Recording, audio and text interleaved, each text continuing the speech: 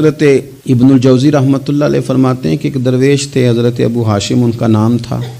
کہتے ہیں بڑی مجبوری تھی، مجھے کہیں جانا تھا تو کشتی نہیں مل رہی تھی.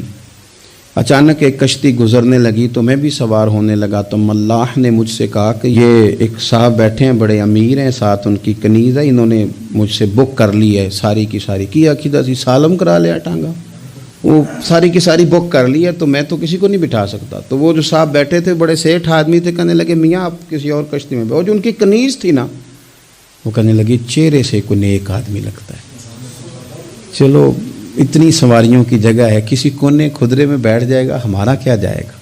کہا اچھا چلو آ جاؤ. کہتے میں کونے میں بیٹھ گیا، تھوڑا رستہ آگے گیا، انہوں نے کھانے کا سامان نکالا، مجھے بھی کھلایا، لیکن کھاتے کھاتے میری نظر پڑی تو اس میں تو شراب کے برتن بھی تھے معاذ اللہ. پھر اس شخص نے کھانا کھانے کے بعد اس کنیز سے کہا کہ مجھے معاذ اللہ گانا سناؤ. وہ گانے لگی، یہ میری طرف متوجہ ہونے لگا، مجھے کہنے لگا سنو. میں نے کہا میں یہ نہیں سنتا. پھر میری طرف شراب بڑھائی، میں نے کہا میں نہیں پیتا.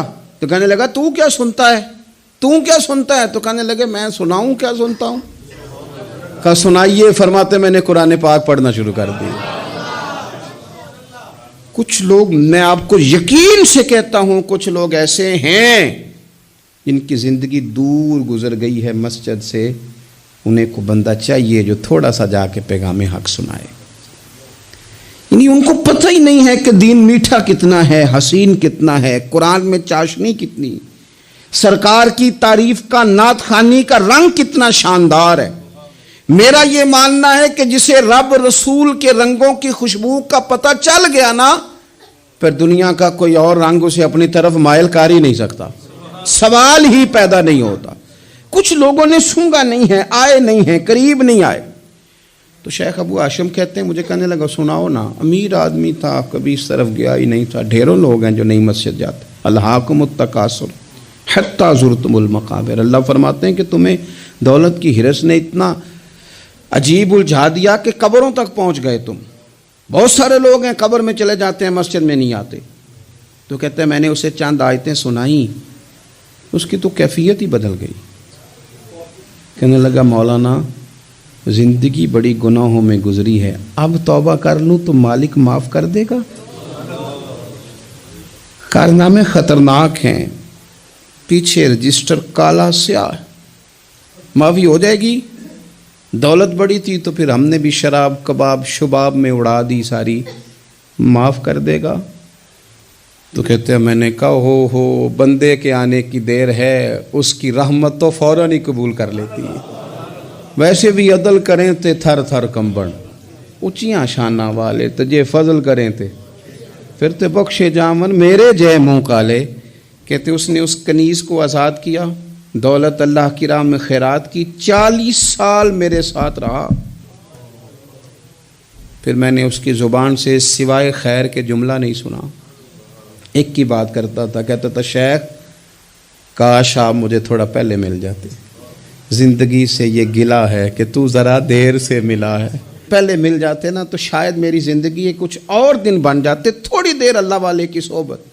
آپ فرماتے ہیں پھر وہ 40 سال کے بعد میرے سامنے انتقال ہوا، میں نے ہی دفن کیا، میں نے ہی قبر میں اتارا، جنازے کا اہتمام بھی میں نے ہی کیا. میرا یار تھا، دل لگ گیا تھا، پیار ہو گیا، میں پریشان رہتا. ایک دن خواب میں مل کے مجھے کہنے لگا فکر نہ کر، میں نے اپنے رب کو بڑا ہی مہربان پایا ہے، میں نے اسے بڑا کریم پایا ہے، معاف کرنے والا پایا ہے، درگزر کرنے والا پایا ہے. اس نے فضل فرما دیا، میرے گناہوں پر اس کے عفو و درگزر کا قلم چل گیا ہے، اور میرے حق میں جو فیصلہ آیا ہے وہ رحمت والا ہی آیا ہے، فضل والا ہی فیصلہ آیا ہے. عزیز دوستو، تھوڑی دیر کسی نیک آدمی کی صحبت، ایک تو یہ ہے کہ وہ صحبت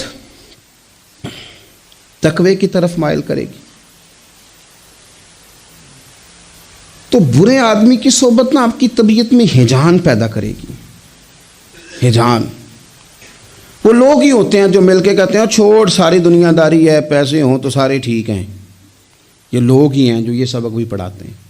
وہ لوگ ہی ہیں وہ کہتے ہیں چھوڑ یار، کون سے درویش، کون سے مولوی، کون سے دیندار، سب اسی طرح کے ہی ہیں.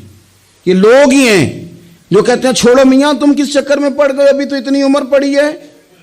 یہ سب چیزیں ہیں.